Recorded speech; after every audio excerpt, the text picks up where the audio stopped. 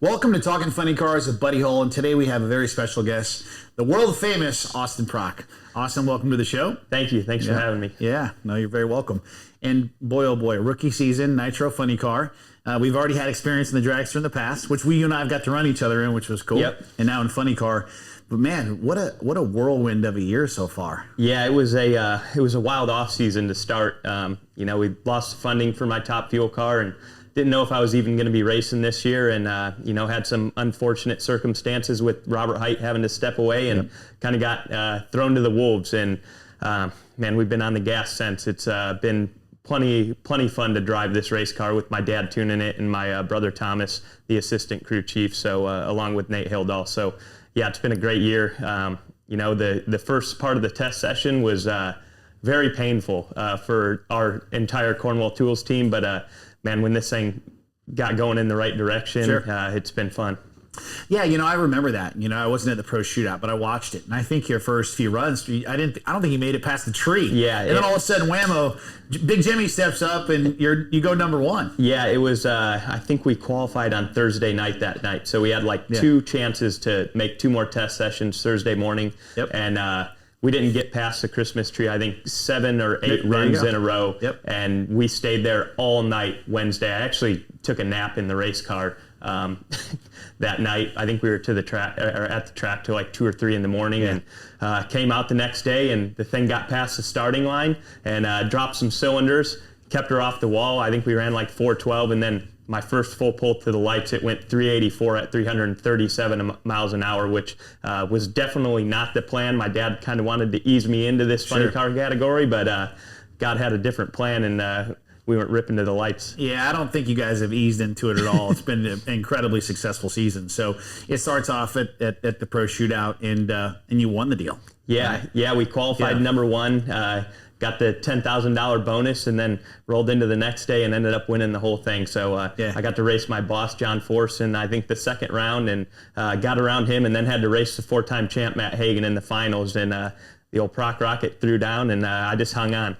So the world's got to know, because, we don't get a chance to talk about this on Fox.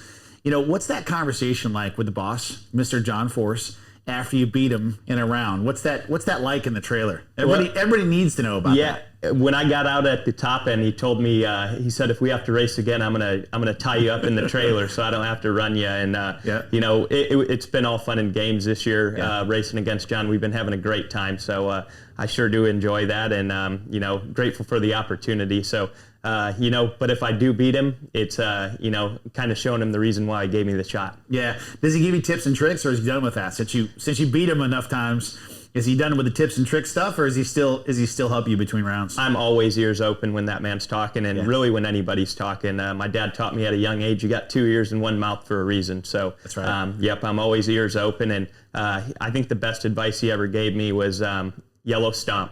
Keep it simple up there and just go smash the tree. And I tell myself that almost every round. Yeah, and it's working for you. There's no question about that. It's definitely working for you. It's been good, and getting this opportunity this year and racing with my family, I knew I had big shoes to fill.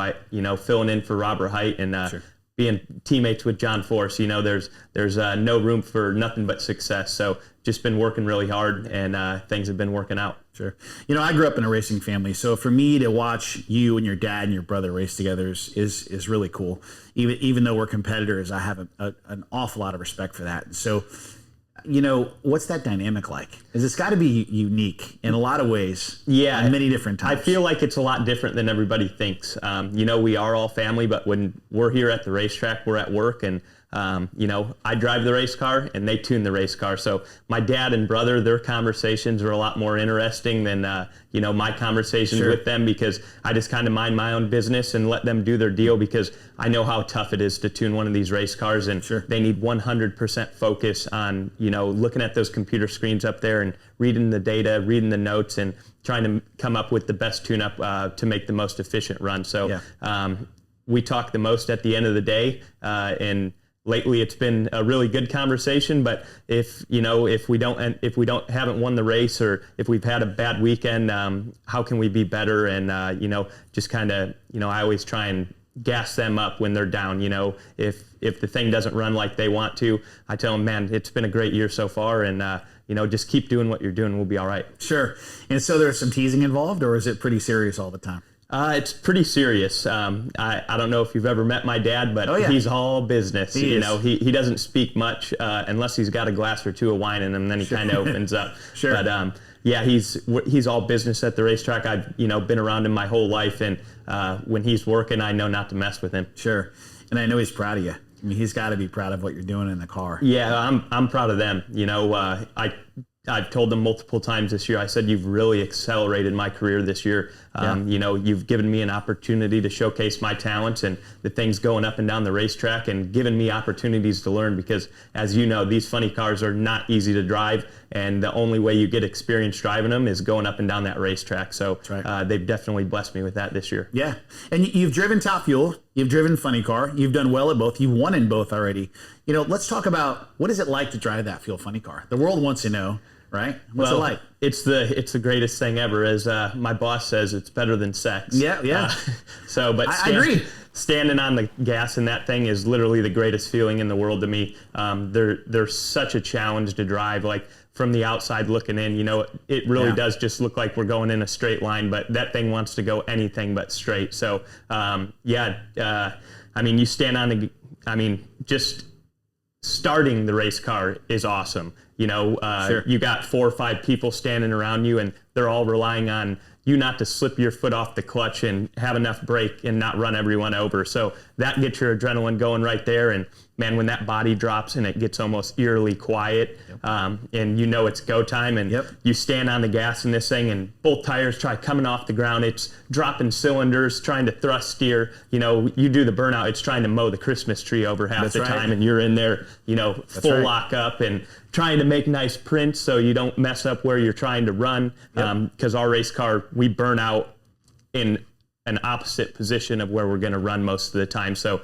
trying not to get the tire too far out, but also trying not to run the tree over. It's a very fine line. And man, when you let that clutch out and bump in those last few inches, and your heart rate's going through the moon, and you stand on the gas, and it's just 3 Gs, 6 Gs, negative 3 Gs, and it's man, I can't wait to do it tonight. We learned a lot about what you feel it's like, or great description of what it's like to drive that Fuel Funny Car. But if you were going to give another Fuel Funny Car driver or alcohol funny car driver any advice on driving the car, what would it be?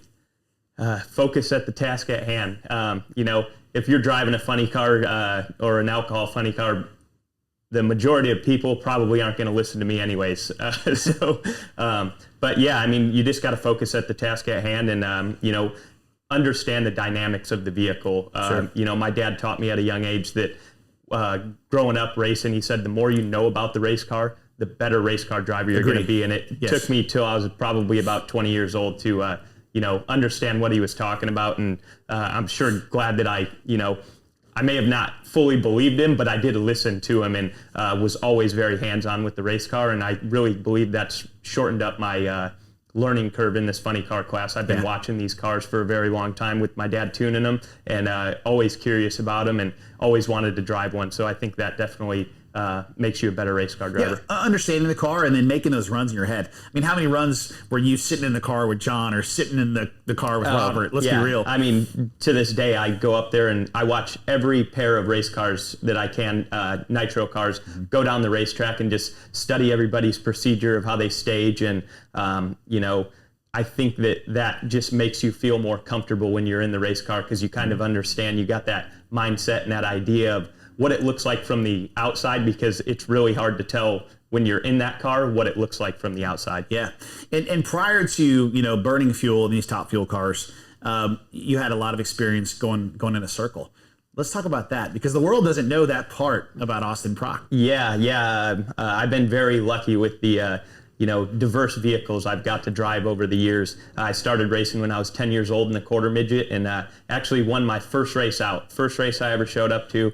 Ended up walking out of there with the hardware. And sounds like the funny car career. Same thing, started the same way. Yeah, just about 19 years separated. So, there's a lot of up and downs in racings, and we're on one of those highs right now. But started in the quarter midgets, and then started racing Ford Focus midgets down in North Carolina with Wade Brown, who owns BMRS, and Brad Knopfsinger. They had a little training team essentially, and give some young kids a shot to learn from an excellent racer in Brad Knopfsinger. So did that, and then when I wanted to graduate into the national midget, I had met Tony Stewart prior in my life, and I called him and I said, "Hey man, we just bought a race car. What are the chances of me racing out of your race shop?" And believe it or not, he said yes. I'm still stunned to that. Cool. And he helped me out so much in my racing career. And now he's out here with us. Yeah, I know. It's full We didn't know circle. that was coming. Yep. Yeah. So it's great to have him out here, but he gave me an opportunity of a lifetime to learn from all the wonderful, impressive employees that he had out of his open wheel race shop. So they taught me and my brother a lot on, the mindset and drive you have to succeed, and the way you go about building race cars. So did that, got to race some non-wing sprint cars, some wing sprint cars, and tested legend cars, ran go-karts. I mean, I've been so lucky, and it's definitely benefited my career learning the different car controls and feels it takes to get every one of them around the racetrack. Sure. So what you're saying is that a lot of those skills from circle track you've brought over into drag racing? For sure. Car feel is everything, in my opinion. What's crazy is this funny car is one of the only race cars in the world where you sit pretty much on the rear tires. So you're the back of the pendulum, which gives such a different feel from when you're sitting in the center of the car. So that's been a huge learning curve this year, because when you're a little out of shape, it feels like you're a lot out of shape, and it's very easy to overdrive this race car sitting that far back. So really had to slow my hands down this year, and my first few runs, I just kind of like ping pong between the groove. It didn't get out of the groove, but just boink, boink. It was like when you take the hands off your wheel in your street car, if it's got the driver assist, it just pongs on the center line and then the shoulder. That's kind of how I felt, but things are all smoothing out, and all that circle track experience has definitely helped me pedal in these race cars, understanding how to slow the tire down, easing back into the throttle, and getting it down there as most efficient as you can when you do puff the tire. Yeah, it's all feel, right? Yep. We talked about off camera a little bit about, how we feel about how you learn to drive one of these cars before you get to drive one. Yep. And I don't think anybody could really know how to drive one of these before, they drive. Do you agree? Yeah, I mean, it's so far out in its own world. Like, the fans always ask me, what's it like? What's it feel like? And I'm like, it's on Mars and everyone else is still on Earth. Like, it's just a completely different beast. And shoot, you're making probably 12,000 horsepower nowadays. And, you're going 0 to 100 miles an hour in about 60 feet. So, it's an awesome race car to drive for sure. Yeah. Comparison, the top fuel car to the funny car? So I like the funny car. It's a little bit more challenging to drive just because you're missing 170 inches of wheelbase. Yeah. You're missing more wheelbase than you have. That's right. In the funny car. So a funny car is 125-inch wheelbase, where the Dragster is 300-inch wheelbase. And, I always said the Dragster is kind of like the Cadillac of nitro racing. It's very smooth and elegant, almost like riding down the freeway in a town car, where the funny car, it's like putting 12,000 horsepower on a go-kart. That's right. It wants to slip the tire. It wants to have the front end in the air. It's very aerodynamic, so it thrust steers a little bit more just because of the shorter wheelbase. They're definitely rowdy, but I like the funny car because I get to enjoy it for 0.2 of a second longer. You run a 360 in a Dragster and a 380 in a funny car. So I'm all in for that. Hey, the world wants to know, if you weren't driving a nitro funny car for the GOAT, for John Force, what would you be doing? Hopefully driving a nitro funny car for someone else. That's fair. That's fair. Say you weren't driving a nitro funny car and you weren't on the NHRA tour, what would you be doing? I would probably own a restaurant. I got a culinary arts degree coming right out of high school. My parents, I didn't want to go to college. I wanted to go straight to the racetrack and focus on my racing career, because that's all I've ever wanted to do since I could think. So, they forced me to go to college, and I never really tried that hard in high school. I would kind of just float along with C's just to get by. I was always procrastinating, getting my work done late, and never really putting a whole bunch of effort in other than when I was at the racetrack or race shop. So they said, you got to get a degree before you can go racing. And I applied to a few business schools. I was like, this could go hand in hand with racing, and got bounced out of all of them. So the second best option was Well, what do I like to do other than race? My only other hobby is in the kitchen, really. Cool. I worked in a kitchen when I was 13 years old, all the way through high school, all the way through college, and ended up going to culinary arts school. So that was one of the greatest things I've ever done. I love to entertain. I love to cook for people, and cool. That's made it a lot easier on me. Got it. Restaurant industry. Fast food? Like, I got to know, would you flip burgers or grill hot dogs? What'd you do? No, I would like to own a steakhouse, I think. Maybe something with a very broad menu. Yeah. I like to cook a little bit of everything. I don't really have one specialty item. If I'm craving Mexican food, I'll try and make authentic Mexican food. If I'm craving Italian, I'll go Italian. I can roll sushi. I can make Chinese food. So, yeah, I'd like to just have I love appetizers. Like, I love going to a nice restaurant and just ordering like 6 or 8 appetizers. Yeah, me too. And just tasting a little bit of everything. So I think that's the vibe that I would go with if I wasn't racing. Let's go back to those teenage years. You're working in restaurants. Did you get fired? No, I actually worked for the same restaurant pretty much the entire time. My buddy Naeem, he's passed away now, but he offered me a job to come work at his restaurant. It was a Mediterranean restaurant, and I think I was 13 years old, and I showed up to work, and I'm hanging out in the dishwasher area because I'm like, I'll be washing dishes in the back. Done, of course. Well, I'm standing there for a few seconds. He's like, "Hey, what are you doing back there?" I'm like, "I'm waiting for someone to show me what to do," and he's like, "No, you're in here," and he threw me right on the grill. That's great. I probably wasn't even legal to be cooking someone's meal at 13, but he believed in me, and it's cool. I loved working there.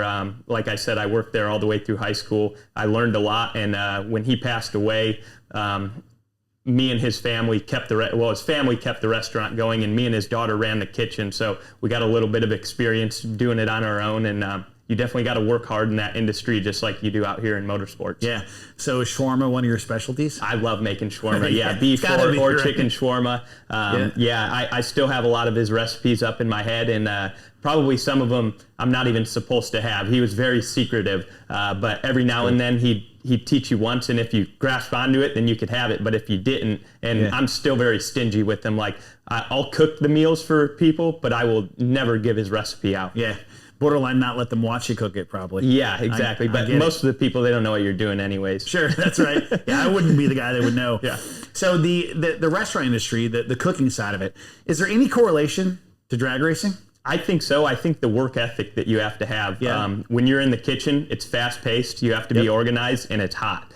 Just like it is out here working on these race cars. So, and everybody's kind of got to be on the same page. You don't need to, you have to communicate, but when you're in a rhythm and you got good people around you, you kind of just know where everyone's at without even speaking. And like we say out here on these funny cars, when they're, tearing this engine apart and putting it back together, it's kind of like organized chaos. It's very cinematic. Yep. Everyone's, one hand goes here, one hand goes there, and everyone knows where each guy's reaching for, and that's kind of the same vibe in the kitchen. Yeah, assembly line. If you will. Yep. And then mix a nitro, right? You gotta know your formula. You gotta know your percentage. Kind of like baking a cake or whatever you're doing. Yeah, I don't bake, but I will mix fuel. You're not a baker. No, that's the only thing I'll measure is fuel. When I'm in the kitchen, I never read a recipe. I never write down my recipe. I just kind of taste as I go. So it's all love. Yep. You're making it with love. Yeah, love and passion, baby. That's too cool. Yeah, well, when you make it that way, it tastes better. It does. So my grandmother in a restaurant, and I grew up in a house where we didn't have a whole lot of money. So I can relate. My grandma could take anything and just make it amazing. Yeah. Right? Yep. You ever challenge yourself, go to the store and just grab a bunch of stuff and just...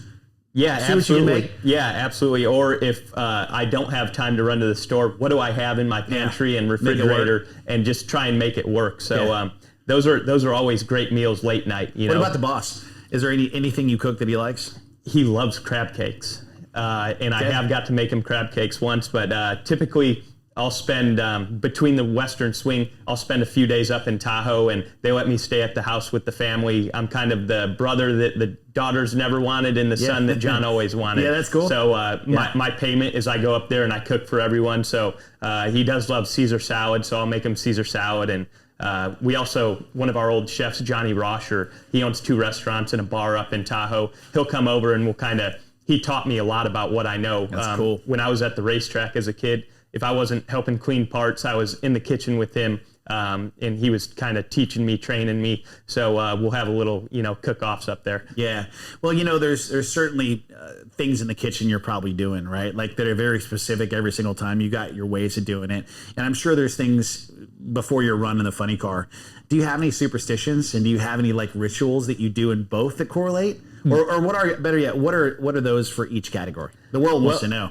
I feel like all racers are superstitious. A lot of us just don't say we are. When I'm at the racetrack, I try and be a machine. I try and do the same thing, whether it's putting my boots on, zipping my fire suit up. I always try and do it in the same order. Just because I think it gives me a little bit of comfortability. When I'm cooking at home, I'm very organized. If I'm making a 3 or 4 course meal, I try and pre-plan, time management is huge. So what do I need to start with? What do I need to get going first? So all 4 of those items end up on the plate at the same time. So I think just being organized, and I'm a very mental person when it comes to organization. We're going to go right into the Funny Car Fast 5. So Austin, I think I know the answer to this question, or a lot of these questions, but who is your favorite race car driver? I'm going to have to go with 2 here. My grandfather, Tom Prock, and John Force. John's given me an opportunity to drive a race car, and always respected him out on the track. Very good. And what's your favorite racetrack? That's hard to say. Probably Pomona. I love the history there. Yep. Okay, so rewinding back, it doesn't have to be current, just in your entire life, or maybe before you're born. What is your favorite funny car? I'd say one of the custom body cars. They always have awesome paint jobs on those things. Grandpa. And my grandpa got to drive them. That was Grandpa. I remember that. And the most memorable race for you, the best race of all time. You didn't necessarily have to be the driver, but what's that one run? I don't know. Probably, if it's not me in the seat, probably Tony Schumacher doing the run. That was very impressive and will probably never happen again. Yep. Describe what it's like to drive your funny car in 15 seconds. Man, that's hard to say. You're accelerating so fast in these race cars. When you stand on the gas, you get pinned back in the seat, and it just tries ripping your head off. I'm so thankful for the chin straps that they came out with in the past few years, because if I didn't have that on there, my head would probably go rolling back past the rear end. But you stand on the gas, and you just get meleeed back into the seat, and it's pulling all the way to the finish line. And when you get to about 660 feet, you toss that laundry, and it should be blossoming right when you pass the finish line, and it tries throwing you past the front end. So, it's awesome. Austin, thank you so much for being on the show. All you viewers, be sure you check out future episodes on YouTube or the NHRA channel, and we'll see you there.